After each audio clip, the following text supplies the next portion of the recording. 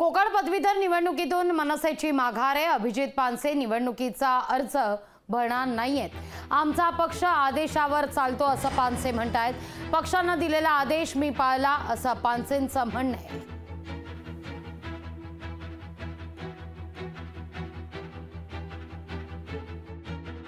राजसाहेबांनी आज असा निर्णय घेतलेला आहे की ते आमचे अभिजित पानसे ही या निवडणुकीचा अर्ज भरणार नाहीत।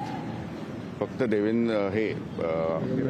निरंजन डावकरे हेच त्याचे उमेदवार असतील आणि हा केवळ त्या दिवशी ते आले होते आणि त्याच्याच नंतर मग त्यांची पुन्हा एक दोनदा चर्चा झाली आणि आज सकाळी निरंजन डावकरे आले होते इथे आणि त्यांनी राजसाहेबांचा आशीर्वाद घेतलेला आहे आणि त्या निर्णयावरती आज आता शिक्कामोर्तब झालेलं आहे आणि आमचे अभिजित पानसे निवडणूक लढवणार नाहीत आणि निरंजन डावकरे हे भाजपतर्फे उमेदवार असतील।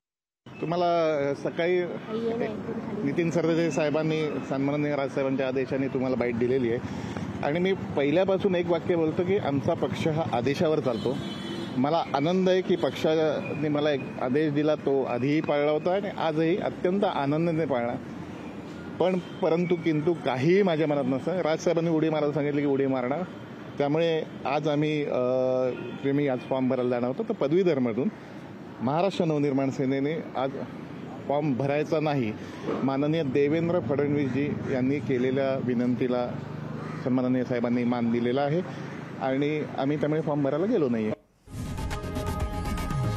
लोकशाही मराठी ऐका, पहा, जागरूक रहा।